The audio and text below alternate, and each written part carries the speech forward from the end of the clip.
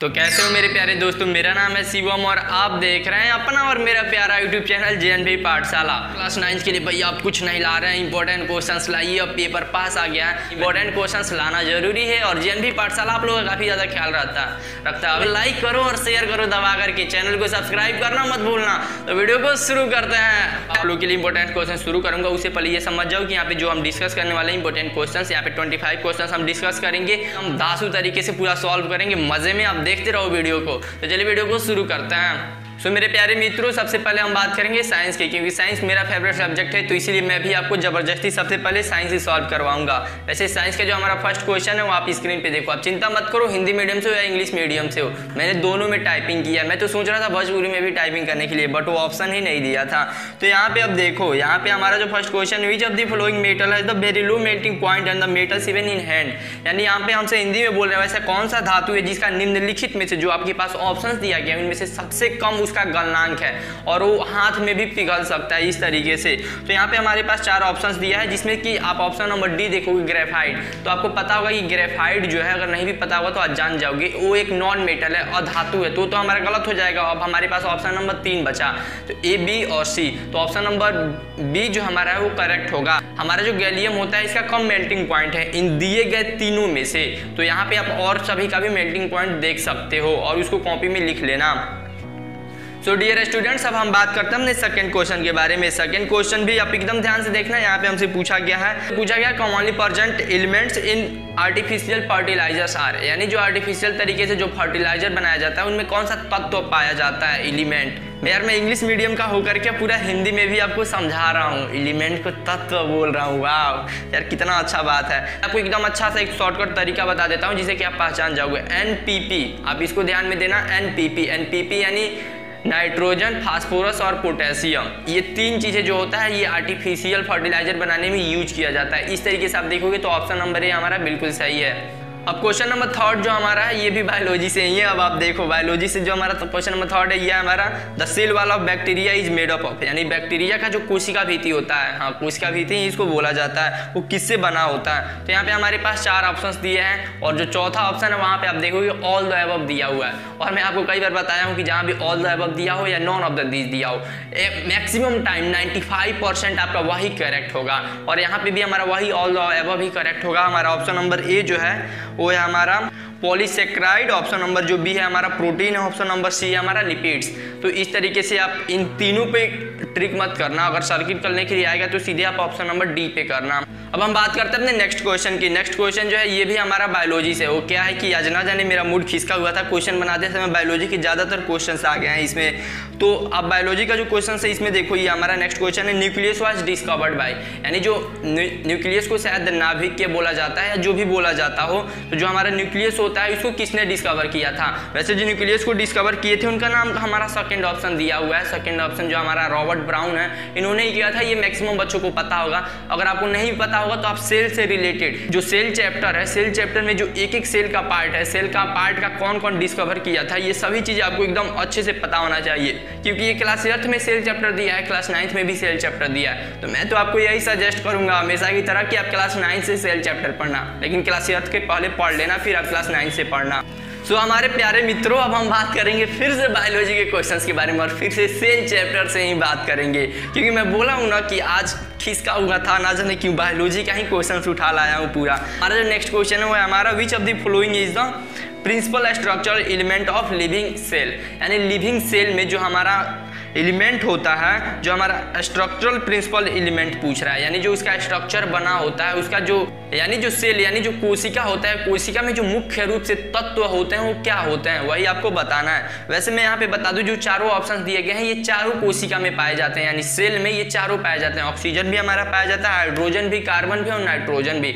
लेकिन मुख्य रूप से कौन पाया जाता है, यहाँ पे आप देखोगे कि लिखा है कि प्रिंसिपल स्ट्रक्चरल एलिमेंट। तो वो जो होता है हमारा प्रिंसिपल स्ट्रक्चरल एलिमेंट यानी मुख्य रूप से जो हमारा होता है वो हमारा कार्बन पाया जाता है। सो मेरे प्यारे दोस्तों, वैसे भी आप भी थोड़ा सा पक गए होंगे क्योंकि सिर्फ बायोलॉजी के ही क्वेश्चन ज्यादा थे, बट कोई नहीं, अगली बार से मैं ध्यान रखूंगा। बट आप चिंता मत करो, अब बारी आ गई है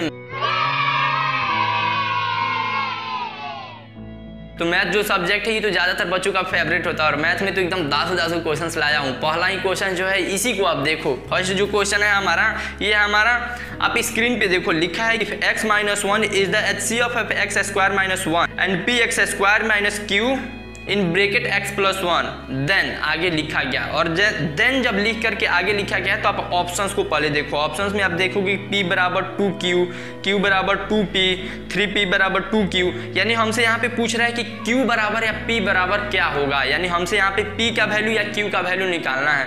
लेकिन यहाँ पे आप देखोगे तो एक चीज़ साफ साफ लिखा गया है कि जो HCF है, HCF यानी उसका एक कॉमन फैक्टर होता है। यानी इसका जब जो भी इन दोनों टर्म जो दिया है आपके पास x² - 1 और p² - q in bracket x+1, ये जो दिया गया है इन दोनों का HCF यानी महत्तम जब आप निकालोगे तो यहाँ पे इन दोनों का महत्तम निकालने का क्या मतलब है कि उसका आप एक प्रकार से फैक्टर कर रहे हो और उसी का एक फैक्टर आप ले रहे हो जो सबसे हाईएस्ट उसमें है, वही आपका HCF कहलाएगा। तो वही हमको पूछ रहे हैं यहाँ पे कि P बराबर या Q बराबर क्या होगा। तो चलिए मैं इसको डिटेल में थोड़ा सा आपको सॉल्व करके समझाता हूँ। सो मेरे प्यारे दोस्तों आप देखोगे कि x - जो 1 है ये एक फैक्टर है। फैक्टर किसका है?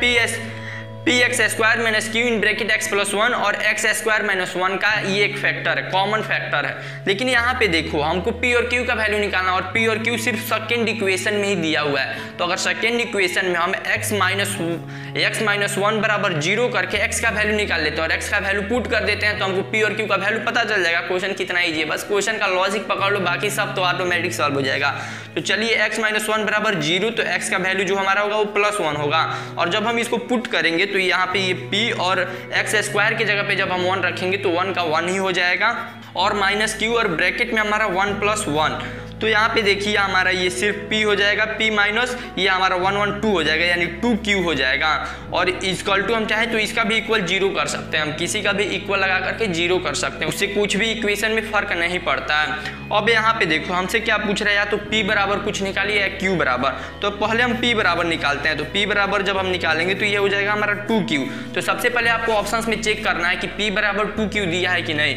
तो जब आप ऑप्शंस में चेक करोगे तो आप देखोगे कि ऑप्शन नंबर जो ए है वही हमारा करेक्ट है। वहां पे हमारा p बराबर 2q दिया हुआ है। वैसे काफी इजी क्वेश्चन था, लेकिन कुछ बच्चे को अगर समझ नहीं आया होगा तो चिंता की कोई बात नहीं, आप वीडियो को रिवर्स करके फिर से देखना, आपको समझ में आ जाएगा। So dear students, next question जो हमारा रहा, यहाँ पे हमसे बोल रहा है कि आपको फाइंड द वैल्यू, यानी वैल्यू पता करना है। किसका वैल्यू पता करना है?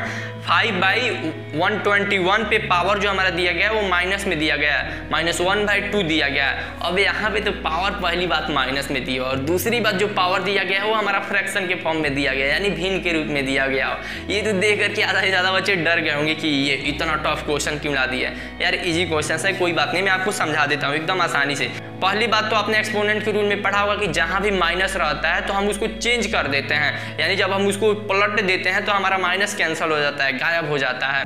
सो मेरे प्यारे दोस्तों आप यहाँ पे देखो हमारा जो पावर दिया गया है वो -1/2 दिया गया है 121 पे। तो जब हम इसको पलटेंगे तो 121 हमारा डिवाइड में, ये हमारा मल्टीप्लाई में ऊपर आ जाएगा और उसके बाद से जो हमारा पावर माइनस में दिया था वो हमारा 1/2 सिर्फ प्लस में हो जाएगा।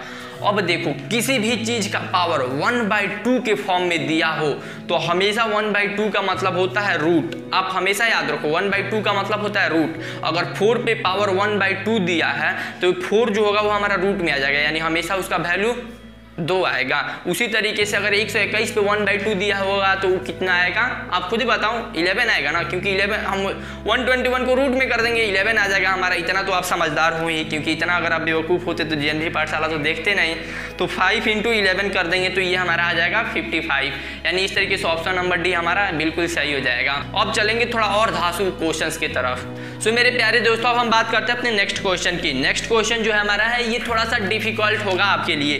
यहाँ पे हमारा नेक्स्ट क्वेश्चन है, in a circle of radius 42 centimetre and arc subtend and angle of 32 degree at the centre, the length of the arc is. अब पहले बात तो यहाँ पे आपको लेंथ ऑफ आर्क समझना पड़ेगा, उसके बाद से आपको एंगल समझना पड़ेगा कि ये एंगल कहाँ बन रहा है, और उसके बाद से आप रेडियस तो जानते ही होंगे। तो चलिए मैं आपको फिगर के माध्यम से थोड़ा सा समझाता हूँ। सो मेरे प्यारे दोस्तों आप देखो पहले एक सर्किल ले लो, और सर्किल जब आप लोगे तो वहाँ पे हमारे बीच में एक क्या हुआ, हमारा सेंटर हो गया, और वहाँ से जो भी हमारे सेंटर से जब जा करके कोई भी चीज़ हमारा सर्कमफ्रेंस वाला जो बाउंड्री होता है जिसको हम सर्कमफ्रेंस बोलते हैं, तो उस बाउंड्री में टच होगा तो हमारा आर होगा। तो ये हमारा आर दिया हुआ है 42 सेंटीमीटर।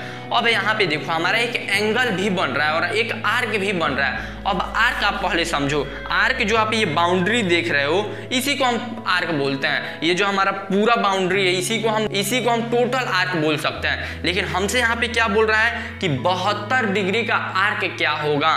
तो अब देखो जब हम इसको एक यहाँ पे स्लाइस की तरह काट लेते हैं, आप समझो कि एक पिज्जा है और पिज्जा में से आपका एक हिस्सा जो आप एक हिस्सा ले रहे हो, जो हिस्सा है वहाँ पे जो एंगल बन रहा है, जो थीटा हमारा बन रहा है वो 72 डिग्री का बन रहा है, यानी 72 डिग्री का बन रहा है। और उसके बाद से आपको जो आर्क का लेंथ बताना है वो इसी 72 डिग्री के रेंज में जो हमारा आ रहा है, जो कि आप स्क्रीन पे देख पा रहे हैं, सिर्फ इसी का हमको लेंथ बताना है। तो अब इसका लेंथ निकालने के लिए फॉर्मूलाज होता है, फॉर्मूलाज पे आसानी से निकाल सकते हैं और नहीं तो आप भेजा का यूज करके भी निकाल सकते हैं। चलिए सबसे पहले मैं आपको थोड़ा समझा देता हूँ कि आप ऐसे बिना फॉर्मूला के कैसे बनाओगे, उसके बाद से मैं आपको फॉर्मूला पे ही बताऊंगा। देखो मेरे प्यारे दोस्तों, जैसा कि मैंने आपको बताया कि जो टोटल बाउंड्री है ये आपका टोटल आर्क हो जाएगा। और ये आपको पता है कि जो आपका टोटल बाउंड्री होता है ये आपका टोटल सरकमफ्रेंस भी होता है, यानी आपका जो 2 पाई आर बराबर होगा ये आपका टोटल आर्क हो जाएगा, टोटल आर्क ऑफ लेंथ हो जाएगा। यहाँ इतना तक तो आपको समझ में आ गया। और आपको ये भी पता है कि जो सर्किल होता है हमारा, जो टोटल आर्क होता है, यानी जो हमारा सर्किल एक बनता है उसका पूरा सेंटर का जो हमारा एंगल होता है वो 360 डिग्री होता है, यानी 360 डिग्री होता है। तो इस तरीके से ये हमारा जो टोटल आर्क हुआ और ये 360 में एक संबंध बन रहा है, यानी इनके बीच में रिलेशन है। तो यहाँ पे रिलेशन यही होगा कि 360 डिग्री बराबर हमारा 2 पाई आर हो जाएगा। तो आर का वैल्यू दिया है तो आर का वैल्यू हम पुट कर लेते हैं। ये हमारा पाई बराबर 22/7 इंटू आर बराबर हमारा 42। तो ये हमारा 7 से 6 बार में और इस तरीके से हमारा मल्टीप्लाई कराएंगे तो आप देख सकते हैं कि 360 डिग्री बराबर हमारा 264 आ जाएगा। लेकिन हमको 72 डिग्री का पता करना है तो आप यूनिटरी मेथड पे बना लो, यानी एक नियम पे। तो 1 डिग्री का जब आप निकालोगे तो ये 364/360 डिग्री हो जाएगा। वैसे ही जब आप 72 डिग्री का निकालोगे तो ये जाकर के 72 इधर मल्टीप्लाई करा देगा। और ये 72 जब आप कट करोगे तो ये 5 टाइम्स में कट हो जाएगा और 5 से आप डिवाइड करो तो ये 5 जा, फिर 1 5 2 जा, यानी 52.8 आ जाएगा हमारा। यानी इसके जो आर्क का लेंथ है ये हमारा 52.8 आ जाएगा। कितना आसानी से मैंने आपको समझा दिया। लेकिन अगर आपको ये समझ नहीं आया तो कोई बात नहीं, मैं आपको फार्मूला बता देता हूँ। अगर इस तरीके का क्वेश्चन आ जाता है तो आप सीधे डायरेक्ट फार्मूले पे पुट करो, बस। तो आप डायरेक्ट फार्मूले पे पुट करो, उसके बाद से बस ऑटोमेटिक आपका आंसर आ जाएगा। सॉल्व करना पड़ेगा यार, ऑटोमेटिक का मतलब ये नहीं किया जाएगा। मेरे प्यारे दोस्तों, जो हमारा फॉर्मूला है वो आप स्क्रीन पे देख सकते हो। लेंथ ऑफ आर्क बराबर होता है हमारा 2 पाई आर। यहाँ पे आर का वैल्यू दिया है और पाई का वैल्यू आप जानते ही है, और इनटू थीटा। थीटा यानी एंगल होता है, जो एंगल हमारा दिया रहता है उसी एंगल को भरना रहता है। जैसे यहाँ पे हमारा 72 दिया था तो उसको आपको पुट कर देना है ऊपर, और यहाँ पे आप कर दोगे तो ऑटोमेटिक आ जाएगा। वैसे हमने भी इसी फॉर्मूले पे बनाया था, लेकिन मैं आपको इजीली तरीके से समझाया हूं कि किस किस तरीके से आपको बनाना है। तो इस तरीके से आप बना लेना और आप आंसर देख ही सकते हो। तो अब चलते हैं अपने नेक्स्ट क्वेश्चन की तरफ। सो मेरे प्यारे दोस्तों, अब हम बात करते हैं अपने नेक्स्ट क्वेश्चन के बारे में। ये भी थोड़ा सा धांसू सवाल है, लेकिन जो बच्चे समझदार होंगे वो सॉल्व कर लेंगे। वैसे आप तो समझदार हो ही, वैसे अब मैं भी झूठ बोलना सीख रहा हूँ, कोई बात नहीं। तो मेरे प्यारे दोस्तों, अब देखो जो नेक्स्ट क्वेश्चन है और मैथ का लास्ट क्वेश्चन है, इसमें हमसे बोल रहा है द कंपाउंड इंटरेस्ट, यानी ये हमारा कंपाउंड इंटरेस्ट का क्वेश्चन है, CI का, चक्रवृद्धि ब्याज। कंपाउंड इंटरेस्ट जो हमारा है on The compound interest on 5,000 for 3 years at 8% for first year, 10% for second year and 12% for third year will be। अब यहाँ पे हमसे पूछ रहा है कि फिर हमारा कंपाउंड इंटरेस्ट क्या होगा अगर 5,000 रुपये है, जिसमें कि 3 सालों के लिए दिया जा रहा है। टाइम हमारा 3 ईयर्स। फर्स्ट ईयर के लिए जो हमारा रेट है वो हमारा 8% है, सेकेंड ईयर के लिए हमारा 10% है, एंड थर्ड ईयर के लिए 12% है। यानी देखिए कोई एक अमाउंट है और यानी मूलधन है, और मूलधन पे बोल रहा है 3 सालों के लिए टाइम दिया गया है, और बोल रहा है कि पहले साल जो दर लगेगा वो 8% लगेगा, दूसरे साल जो दर लगेगा वो 10% लगेगा, और तीसरे साल जो दर लगेगा वो लगेगा हमारा 12%। तो इस क्वेश्चन को आपको सॉल्व करना है। वैसे ये काफ़ी इजी तरीके से सॉल्व हो जाएगा, मैं आपको सॉल्व करके दिखा रहा हूँ। आप देखो यहाँ पे सिर्फ आपको अमाउंट का फॉर्मूला पता होना चाहिए। अमाउंट का फॉर्मूला मैं बोलूँ तो मिश्रधन का फॉर्मूला आपको पता होना चाहिए। तो हमारा मिश्रधन बराबर क्या होता है, हमारा होता है प्रिंसिपल 1 प्लस आर बाई 100 और हमारा जो पावर रहता है वो n में आ जाता है। लेकिन हमारे पास यहाँ पे 3 साल दिया है और हमारा जो रेट दिया है वो 3 बार दिया है, तो इसलिए यहाँ पे हम जो टाइम है इसको पावर में न लिख करके हम इसको सभी को जो हमारा रेट दिया है सभी को आपस में मल्टीप्लाई करा देंगे। तो ये फिर ब्रैकेट में 1 प्लस आर बाई 100, ये हमारा फर्स्ट ईयर के लिए, दूसरा हमारा सेकेंड ईयर के लिए और थर्ड हमारा थर्ड ईयर के लिए। तब इसको हम सॉल्व करेंगे, यहाँ पे सभी का वैल्यू भर देंगे। तो हमारा ये जो हमारा प्रिंसिपल यानी हमारा जो मूलधन था ये था हमारा 5000, 1 प्लस हमारा जो पहली बार रेट था वो था हमारा 8, सेकेंड टाइम जो हमारा था वो था हमारा 10 और तीसरी बार जो हमारा था वो था 12 यानी 12। अब इस तरीके से इतना बड़ा इक्वेशन हमारे पास बन गया। तो जब आप इस पूरे को सॉल्व करोगे तो ये हमारा जो टोटल आंसर आएगा, ये मैं डायरेक्ट आपको बता दे रहा हूँ, मैं सॉल्व करके रखा हूँ पूरा, आप देख ही रहे हो। क्योंकि अब मैं आपको ऐसे एक एक चीज़ बताऊँगा तो ये ज़्यादा बोरिंग हो जाएगा। तो जब हम इसको सॉल्व करेंगे तो ये हमारा आ जाएगा 6652.80, यानी इस तरीके से अगर मैं हिंदी में बोलूँ तो 6652.8 आ जाएगा हमारा आंसर। ये आ जाएगा हमारा अमाउंट यानी ये मिश्रधन आ गया। लेकिन हमसे पूछा है चक्रवृद्धि ब्याज यानी CI, कंपाउंड इंटरेस्ट। तो कंपाउंड इंटरेस्ट का फॉर्मूला तो आपको पता ही होगा, अमाउंट में से प्रिंसिपल को हम माइनस कर देंगे। तो ये जो हमारा है इसमें से हम 5000 माइनस कर देंगे। तो जब हम ये करेंगे तो 0.8 इधर हो जाएगा हमारा, ये 2 इधर 5 6 और 1 यानी 1652.8 हो जाएगा, ये हमारा आंसर आएगा। तो इस तरीके से मुझे यकीन है कि ये सभी चीज़ आप समझ रहे होंगे। नहीं भी समझ रहे होंगे तो वीडियो को फिर पीछे करो, फिर देखो, फिर पीछे करो, उसके बाद भी समझना है तो नीचे कमेंट करो। मैं कोशिश करूंगा कि किसी अगले वीडियो में अच्छे से तब एकदम डिटेल में समझाऊं। सो डियर स्टूडेंट्स, अब हम बात करेंगे हिंदी के क्वेश्चंस के बारे में। बाय द वे, ये सभी वीडियोज फेस स्कैन शूट नहीं हो पाई हैं कुछ टेक्निकल इशू की वजह से। वैसे टेक्निकल इशू कोई था नहीं यार, बहुत दिक्कत हो रहा था इसी के कारण। तो चलिए अब हम हिंदी के क्वेश्चंस को देखेंगे, सभी चीजें मैं आपको समझाऊंगा। अरे चिंता मत करो यार, इसमें भी फन होगा आराम से। इसमें देखो जो हमारा फर्स्ट क्वेश्चन है ये हमसे पूछ रहा है निम्न में से कौन सा शब्द वन का पर्यायवाची नहीं है। वन का पर्यायवाची है, विलोम पर्यायवाची, सभी बहुत ज्यादा पूछता रहता है। आप कोशिश करना कि आप लोग के पास जो वसंत भाग थर्ड होता है, वसंत भाग थर्ड में जो आप लोग का हर एक चैप्टर के बाद से जो लास्ट में शब्दार्थ दिया रहता है, यानी जो कठिन शब्द आएगा उसका अर्थ दिया रहेगा, वो सभी आप याद कर लेना। वैसे यहाँ पे जो वन का हमारा पर्यायवाची नहीं है ये पूछ रहा है, इस बात का आपको ध्यान रखना है। तो यहाँ पे ये कानन भी होता है, हमारा विपिन भी होता है और ये हमारा जंगल भी होता है, सिर्फ ये हमारा एक नहीं होता है। तो नहीं होता है हमसे पूछ रहा है, तो ये सभी हमारा गलत हो जाएगा और यहाँ पे ये सही हो जाएगा। नदनू ये नहीं होता है वन का पर्यायवाची। सेकेंड क्वेश्चन है हमारा दांतों तले उंगली दबाना। दांतों तले उंगली दबाना का क्या अर्थ होता है, मुहावरे का सही अर्थ हमको बताना है। तो यहाँ पे देखो दांतों तले उंगली दबाना यानी चकित हो जाना होता है, पीछे पड़ना ये तो हमारा होगा नहीं, शोक करना ये भी हमारा नहीं होगा, बहाना बनाना होगा ही नहीं, तो ये सभी हमारा गलत हो जाएगा। चकित होना, वैसे यहाँ पे मुंह खुला रह जाना, चकित होना ये भी हो सकता था। दांतों तले उंगली दबाना, मैं तो चकित होता हूँ तो आश्चर्यचकित, मुंह खुला रह जाता है, दांतों तले तो उंगली नहीं दबाता हूँ, बट कोई नहीं, मुहावरा है। तो चलिए अब हम बात करते हैं अपने नेक्स्ट क्वेश्चन के बारे में। तो नेक्स्ट क्वेश्चन हमारा देख ही सकते हैं, हमारा बोलने की इच्छा के लिए एक शब्द यानी अनेक शब्दों के लिए एक शब्द है। अब यहाँ पे देखिए एक एक ऑप्शन मैं आपको समझाता हूँ। मुमुक्षा उसको बोला जाता है जिसको मोक्ष प्राप्त करने की इच्छा हो। ऑप्शन नंबर बी हमारा होगा जिज्ञासा, यहाँ पे ज्ञा के जगह पे घा लिखा गया है, खैर कोई बात नहीं, टाइपिंग है गड़बड़ हो जाता है। यहाँ पे जिज्ञासा यानी जिसको जानने की इच्छा हो, यानी मेरा जैसा आदमी। और यहाँ पे हमारा है विवेक्षा यानी जिसको बोलने की इच्छा हो। और यहाँ पे बुभुक्षा जो है इसका मतलब मुझे खुद भी नहीं पता है, आप गूगल कर लेना, पता चल जाएगा। वैसे आप कर लेना क्योंकि आपके लिए ज़्यादा इंपॉर्टेंट है, पेपर मुझे नहीं देना है, आपको देना है। तो अगला प्रश्न हमारा है प्रतिकूल कार्य किस मुहावरे का सही अर्थ है। तो पहले तो आपको यहाँ पे प्रतिकूल कार्य का मतलब समझना पड़ेगा। प्रतिकूल कार्य मतलब कि जो कार्य आपके अनुकूल ना हो। फिर अब ये अनुकूल प्रतिकूल क्या मैं बोल रहा हूँ, यानी ऐसा काम जो आपके मनपसंद तरीके से ना हो उसको हम प्रतिकूल बोलते हैं, और ऐसा काम जो आपके मनपसंद से उसको अनुकूल बोलते हैं। आपके मनपसंद से क्या क्या चीज़ें होती है वो तो आपको भी पता ही है।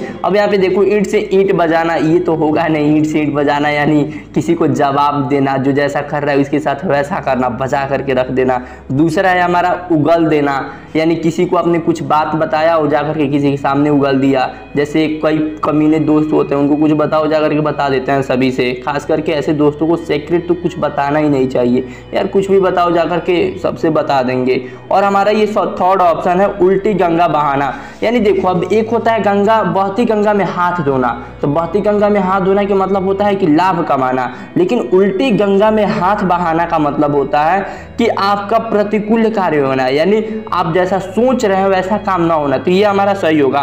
तो चलिए बात करते हैं नेक्स्ट क्वेश्चन की। नेक्स्ट क्वेश्चन है हमारा निम्न में से कौन सा सही सुमेलित नहीं है। तो यहाँ पे देखिए, जब हमारा ऑप्शन नंबर ए है अरुचि सुरुचि, ऑप्शन नंबर बी है हमारा आशा निराशा, सिर्फ लड़कियों का नाम दिया यार, लड़कों के साथ अन्याय हो रहा है, बट कोई नहीं यार। ऑप्शन नंबर सी देखते हैं, उत्तम अधम, यार चलो यहाँ पे लड़के का तो नाम है। ऑप्शन नंबर डी है हमारा ज्योति आलोक, ये तो लग रहा है जैसे शादी हो रहा है ज्योति आलोक की, खैर कोई होगा तो बुरा ना मानना। अब यहाँ पे देखो लोग, हम यहाँ पे गलत काटते हैं। तो यहाँ पे देखो हमसे पूछ रहा है कि कौन सा हमारा सही नहीं है। तो यहाँ पे देखो ये हमारा सही है तो इसलिए गलत हो जाएगा। आशा निराशा ये भी हमारा सही है, गलत हो जाएगा। उत्तम अधम, उत्तम यानी अच्छा और अधम मतलब जो बेकार हो, श्रेष्ठ न हो, ये भी हमारा गलत हो जाएगा। अब देखो ज्योति और आलोक ये दोनों हमारा यहाँ पे सही होगा, क्योंकि इन दोनों का जो ज्योति होता है इसका जो हमारा विलोम होगा वो तो या अंधकारमय होगा या तम होगा।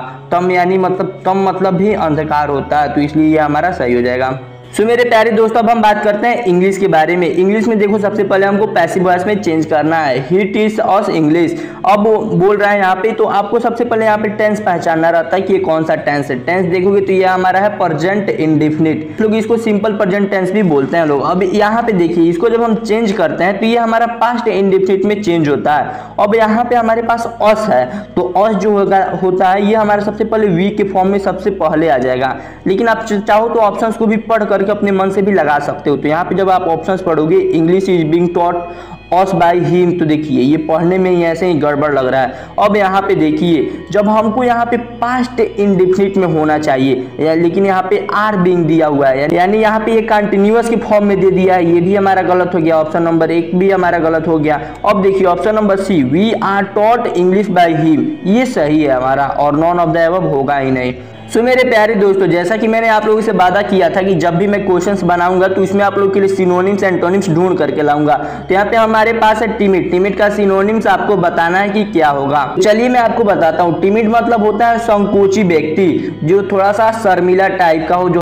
तो जब मैंने आपको बता दिया कि टिमिड मतलब संकोची होता है, तो आप तो आइडिया लगा लिए होंगे कि साई मतलब भी लजाना होता है। तो ये भी हमारा ऐसे ही यहाँ पे, तो ये सही हो जाएगा। लेकिन और भी सभी का मैं आपको मतलब समझा देता हूँ। हॉरिबल मतलब होता है डरावना, हॉरर, और उसके बाद से इंटेलिजेंट मतलब होता है मेरे जैसा आदमी, यानी बुद्धिमान। मजाक किया हूँ यार, इंटेलिजेंट नहीं हूँ मैं उतना भी। ऑप्शन नंबर जो डी है प्रोस्पेरस, इसका मतलब होता है हमारा संपन्न, यानी जो सक्सेसफुल पर्सन हो, संपन्न, जो सुख संपत्ति एकदम अच्छे से हो। तो डियर स्टूडेंट्स, अब हम बात करते हैं एंटोनिम्स के बारे में। आपको एंटोनिम्स बताना है डिपार्चर का। अब देखो ये काफ़ी इजी है, आपने देखा भी होगा कि डिपार्चर, और आपने स्टेशन पे देखा होगा डिपार्चर, अराइवल। तो इस तरीके से जो डिपार्चर मतलब होता है प्रस्थान। प्रस्थान यानी कोई चीज़ छोड़ करके चले जाना, जैसे ट्रेन जो होती है वो स्टेशन छोड़ करके चली जाती है, तो वहाँ पे हम डिपार्चर का उपयोग करते हैं। और अराइवल मतलब होता है कि पहुँच जाना, तो यहाँ पे ये हमारा इसका एंटोनिम्स हो जाएगा। सो यहाँ पे जब हम क्वेश्चन पढ़ेंगे तो he realise that his biggest weakness dot dot dot became his greatest strength. यानी यहाँ पे आप देखो रियलाइज जो हमारा है ये हमारा पास्ट के फॉर्मेट में है, तो इसलिए जो भी चीज़ें यहाँ पे हमारा आएगा वो पास्ट के फॉर्मेट में भी आएगा। तो इसलिए इज और आर तो होगा नहीं, हमारा हैज और हैड बचा है। तो इसका जब हम अच्छे से उपयोग करेंगे पूरा, आप जब पढ़ोगे, he realised that his biggest weakness dot dot dot became his greatest strength, यानी उसने ये महसूस किया कि उसकी जो सबसे बड़ी कमजोरी थी उसकी सबसे बड़ी ताकत बन चुकी है। तो यहाँ पे ये हमारा हैड होगा, क्योंकि वो काम डन हो चुका है, तो इसलिए यहाँ पे हम हैड का यूज करेंगे। सो डियर स्टूडेंट्स, अब हम बात करते हैं नेक्स्ट क्वेश्चन के बारे में। यहाँ पे आपको फिल इन द ब्लैंक करना है, यानी जो खाली जगह वहाँ पे भरना है। You have dot dot dot mastered one of the most difficult throw in judo. इसका मतलब ये है कि तुमने जूडो को खेल में जो सबसे डिफिकल्ट उसका थ्रो होता है उसने तुमने मास्टरी हासिल कर लिया है। तो यही हमको बताना है कि यहाँ पे क्या भरा जाएगा। अब देखो always, you have always mastered one of the most difficult throw in judo. इसका कहने का मतलब जब यहाँ पे हम ऑलवेज लगा देंगे तो यहाँ पे ये हो जाएगा कि तुम सदैव से ही, यानी हमेशा से ही जूडो के एक गेम में तुम सबसे अच्छे थे, तो ये हमारा नहीं होगा। अब देखो यहाँ पे एट लीस्ट है, एट लीस्ट यानी एकदम कम, थोड़ा सा। अब देखो जब एटलीस्ट यानी थोड़ा सा होता है यानी एकदम कम होता है तो फिर वो मास्टर कैसे बन सकता है यानी किसी गेम में, तो इसलिए एटलीस्ट भी यहाँ पे नहीं होगा। देखो ऑप्शन नंबर सी हमारे पास ऑलमोस्ट। ऑलमोस्ट यानी जो काम अप्रोक्स पूरा हो चुका है, मतलब उसमें आपने बहुत सारी चीजें सीख ली है। तो यहाँ पे देखो you have almost mastered of one of the most difficult throw in judo. तो यहाँ पे हमारा ऑलमोस्ट ही सही होगा, क्योंकि परफेक्ट कोई भी इंसान नहीं होता है, तो यहाँ पे हम ऑलमोस्ट का यूज करेंगे। और अर्जेंट तो ऐसे ही गलत है। तो उम्मीद है मेरे प्यारे दोस्तों कि ये वीडियो आप सभी को पसंद आया होगा। तो वीडियो को लाइक करना, शेयर करना और सब्सक्राइब करके ही चैनल को जाना। जैसा कि हर बार मैं बोलता हूँ, इस बार भी बोल रहा हूँ, वैसे शुरू में भी बोला था, लास्ट में भी बोला था। तो मिलते हैं अगले वीडियो में, तब तक के लिए जय हिंद।